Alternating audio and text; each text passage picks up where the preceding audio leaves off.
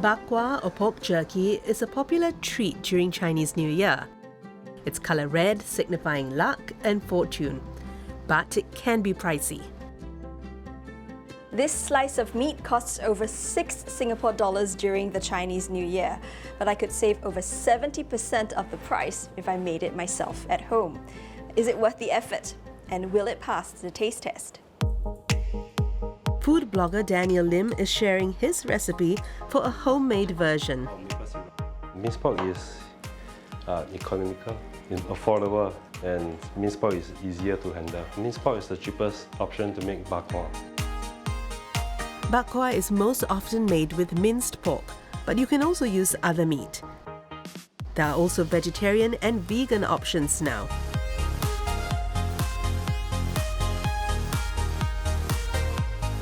"17 ingredients went into this homemade bakwa.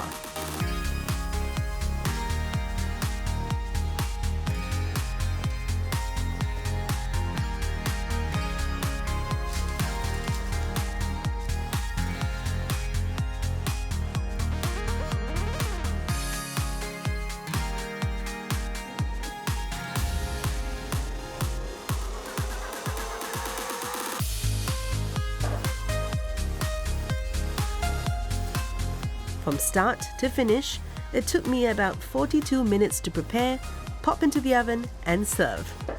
Then, the moment of truth. I'm so eager to try this. Oh, it's very tender. It's just the right sweetness also. Yeah. I think you got the recipe down. Thank you. What would you say is the main difference between your home-made bakwa and the store-bought ones? The texture and the consistency. The homemade, you have to roll it up using your hands, so the consistency might not be exactly the same every slice. And before you ask, we even managed to duplicate the smoky flavour of the barbecue with liquid smoke, even though we used the oven. So I'm going to try the store-bought one. Okay. A bit hard. Yeah. And quite sweet too. Yeah. Yours has the right balance. Yeah. Okay. I'll pay for this. So obviously I'm not the best cook, but what are some of the skills needed to make bakwa? And what advice would you have for beginners like me who may want to try making their own bakwa at home? I think no skill necessarily needed, because anybody can do it, because it's just mixing in the marinade, letting sit in the fridge overnight, and after that it's just rolling and baking. I think the advice will be the rolling part. Yeah, you cannot roll it too thin. If it's too thin, you'll burn inside the oven. If it's too thick, the texture might be a bit tough. We ended up with about 700 grams of bakwa for 12 Singapore dollars. That works out to less than $2 a slice of about 100 grams. In comparison, commercial bakwa can cost upwards of $70 per kilo. That's about $6 per slice. We were happy with the results of the kitchen experiment, but would other people agree? I can definitely see and taste some differences, right? The thickness, I think, is slightly different.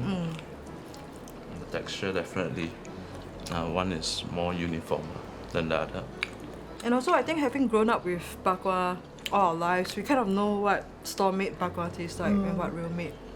But there's a definite difference in the quality of the meat also, I think, and also textural, right? Yeah, definitely.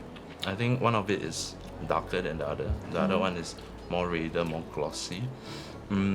So the more glossy portion, I would imagine, is from the caramelization, brushing of the maltose or caramel onto the bakwa, right? And I think the inconsistency of the texture would likely mean it's more handmade. It was clear the testers could tell which bakwa was homemade. Are we ready for the reveal?